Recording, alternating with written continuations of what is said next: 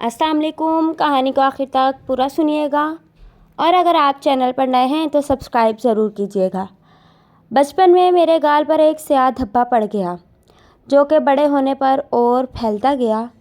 उसी धब्बे की वजह से मेरी पहली शादी जिस आदमी के साथ हुई वह मुझसे नफ़रत करने लगा। मेरी बदसूरती की वजह से उसने मुझे तलाक दे दी और फिर मेरे बाप ने 2 हफ्तों के अंदर मेरी 50 साला एक बूढ़े के साथ शादी कर दी। जब दूसरे शौहर का दिल मुझसे भर गया तो उसने 50,000 के बदले मुझे ख्वाजा सराओं के हाथों बेच दिया। एक दिन गुरु ने मुझे एक अमीर आदमी के पास भेजा। उस आदमी ने मुझे अकेले कमरे में ले जाकर जैसे ही मेरे जिस्म पर हाथ फेरने लगा वो उसी वक्त मेरा नाम बानो है और मुझसे ज़्यादा कोई बदनसीब नहीं था, क्योंकि मैं बदसूरत होने के साथ साथ गरीब भी थी। मैं अक्सर एक ख्वाब देखती थी कि कोई हाथ में कुल्हाड़ा लिए मेरी तरफ बढ़ रहा है और ऐन उस वक्त जब कुल्हाड़े और मेरी गर्दन के दरमियान ज़रा सा फासला बाकी रह जाता था तो मेरी आँख खुल जाती थी। मैंने पहली बार यह ख्वाब उस रात देखा था जब अगले दिन मेरी रुखसती थी। उससे कुछ दिन पहले अम्मा ने मेरे सर पर हाथ फेरते हुए कहा था, बानो तू बड़े नसीबों वाली है जो तेरा रिश्ता कादिर से जुड़ने जा रहा है। उस जैसा शरीफ लड़का हमारे गांव में तो क्या आसपास के गांव में भी कहाँ होगा। मैं ये सुनकर शर्मा दी। फिर रुखसती के दिन धीरे धीरे करीब आते चले गए और अपनी रुखसती से एक रात पहले मैंने यह ख्वाब पहली बार देखा। मैं जब चीख मार कर हड़बड़ा कर उठी तो सब आराम से सो रहे थे। वह चीख भी शायद ख्वाब का हिस्सा थी। उसके बाद मैं सारी रात सो न सकी और बस ख्वाब के बारे में सोचती रही कि अगर यह ख्वाब सच हुआ तो मेरा क्या होगा। क्या सच में कोई मुझे कुल्हाड़ी से मार देगा या फिर ये मेरा डर था। मैं अपने बिस्तर पर लेटी रही और न जाने कितनी ही देर बाद मैं खुद को समझाने के काबिल हो गई थी कि ये बस एक ख्वाब था, जैसे सभी ख्वाब हुआ करते हैं। मैंने आने वाले कल के बारे में सोचा। मैं बहुत खुश थी, जल्द मेरी शादी होने वाली थी। अब इस घर से मेरा बोझ उठ जाएगा। माँ जिसे हमेशा लगता था कि कभी मेरी शादी नहीं होगी और मैं हमेशा उनके सर पर भारी गठरी बनी पड़ी रहूँगी। मैं सब बहनों से कम सूरत थी, कम खूबसूरत सिर्फ इसलिए कि मेरे दाएं गाल पर एक स्याह धब्बा था। मुझे हमेशा यूँ लगता था कि वह स्याह धब्बा सिर्फ मेरे गाल पर ही नहीं, मेरी अब तक की ज़िंदगी और शायद आने वाली सारी ज़िंदगी पर धब्बा है। मगर जबकि अगली सुबह मेरी रुखसती थी तो यह ख्याल भी ख़त्म हो गया। मेरी शादी हो गई और मैं कादिर बख्श की घरवाली बनकर साथ वाले गांव आ गई। मुझे कादिर बख्श से मोहब्बत थी कि मुझे ना सिर्फ कबूल करके लाया बल्कि मेरा बहुत ख्याल भी रखने लगा था। लेकिन धीरे धीरे मुझे एहसास होने लगा कि मेरा शौहर कादिर अब मुझसे बहुत तंग होने लगा था। उसे अब मेरा वजूद नागवार सा लगने लगा है। पहले पहले तो मुझे उस पर इश्क था, उस पर शक था, मगर एक शाम वो जब काम से लौटा तो मेरे दरवाज़ा देर से खोलने पर गुस्सा हुआ। हालांकि मैंने दरवाज़ा खोलने में उतना ही वक्त लगाया था जितना पहले लगता था। खैर, मैंने नज़रअंदाज करते हुए खाना लाकर आगे रखा, जिसका पहला आने वाला चबाते ही उसने खाने से बर्तन चारपाई से उठाकर नीचे फेंक दिए और स्टील का बर्तन लड़कते हुए सहन भर फैल गए। खाना भी ढंग का नहीं बना सकती मनहूस कलमुही। उसने गुस्से से मुझे अपना जूता दे मारा जो मुझे मेरे बाजू पर लगा था। मुझे बहुत दर्द होने लगा, मगर मैंने ये दर्द भी बर्दाश्त कर लिया और कई दर्द भी तो मैं बर्दाश्त कर रही थी। कलमुही, ये तेरे चेहरे की फिटकार मेरे घर पर फैलने लगी है, उसने हाथ का इशारा मेरे चेहरे की तरफ करके चिल्ला कर कहा था और फिर घर से बाहर निकल गया। मेरा हाथ अपने दाएं गाल तक चला गया। उस दिन मुझे पहली बार एहसास हुआ कि यह स्याह धब्बा मैं अपने घर छोड़कर नहीं आ पाई थी, ये मेरे साथ ही है और रहेगा। उस रात फिर मैंने वही ख्वाब देखा। अब इस वाक़े को 2 रोज़ गुजरे थे कि मुझे मालूम हुआ कादिर बख्श साथ वाले गाँव की औरत से पिछले 1 महीने से चक्कर चलाए हुए था। जब मैंने दबे लफ्ज़ों में कादिर बख्श से पूछा तो वह जैसे पहले से तैयार बैठा था।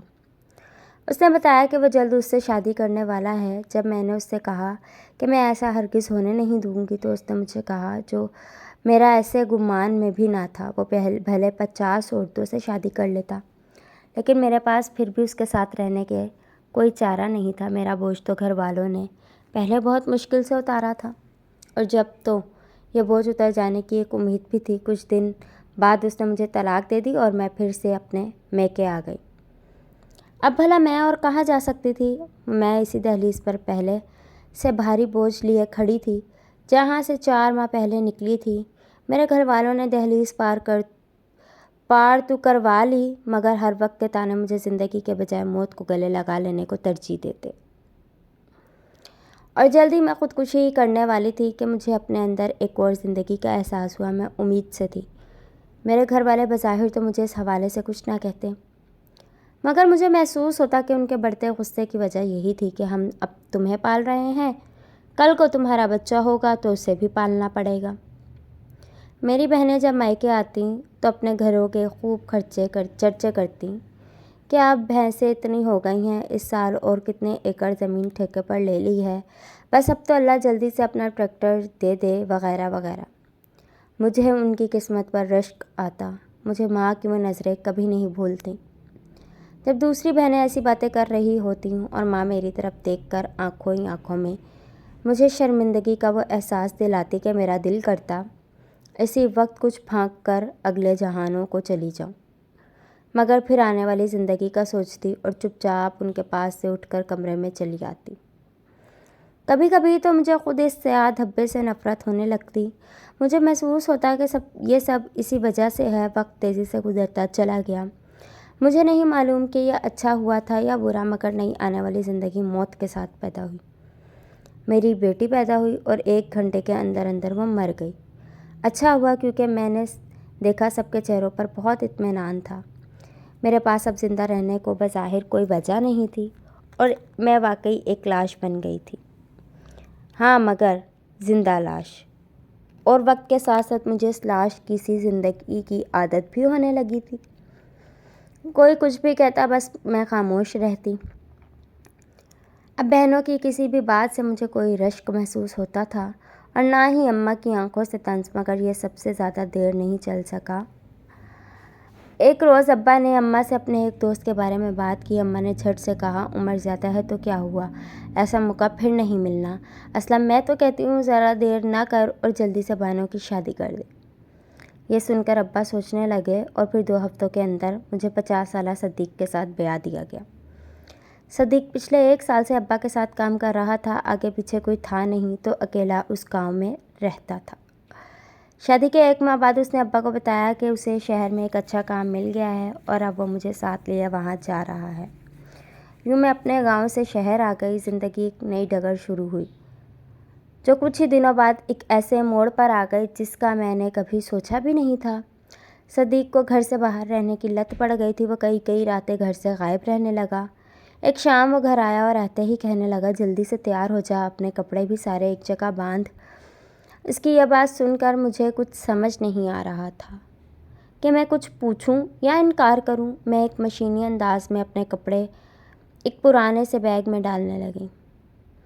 ہم اسکوٹر پر کوئی 1 گھنٹہ سفر کرنے کے بعد ایک آبادی میں داخل ہوئے اور مختلف چھوٹی بڑی گلیوں سے گزرتے ہوئے ایک مکان کے سامنے آ رکے۔ وہ اندر داخل ہوا اور پھر مڑ کر مجھے کہا، چل آ جا اب اندر۔ میں نے جھجکتے ہوئے گھر کے اندر قدم رکھا۔ میں نے وہاں موجود افراد کو دیکھ کر واپس پلٹنا چاہا تو مجھے یوں لگا جیسے میں پتھر کی ہو گئی ہوں۔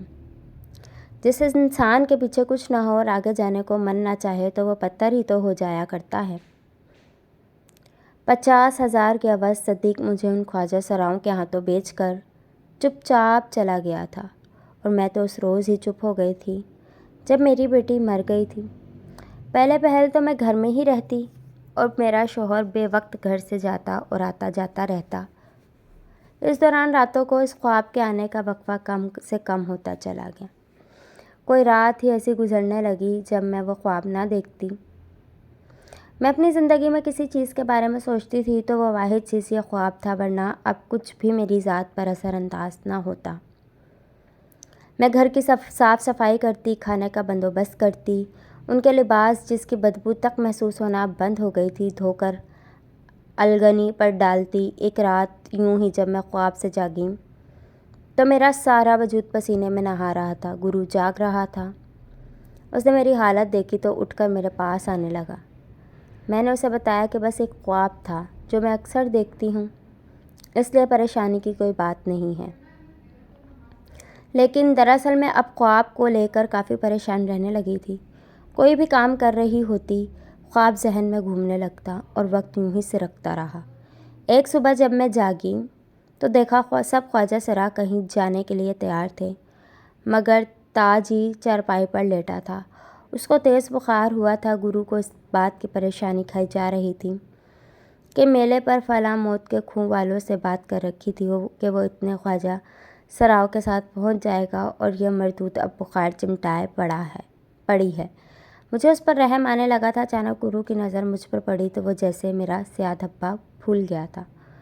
وہ مجھ سے کہنے لگا، چل جلدی تیاری کر لے، تو بھی آج ہمارے ساتھ چلے گی۔ یہ سن کر سارے خواجہ سرا گرو کی طرف دیکھ رہے تھے اور میں ہکا بکا کھڑی سوچ رہی تھی کہ زندہ رہنے کو یہ تاوان ادا کرنا ابھی باقی رہ گیا تھا۔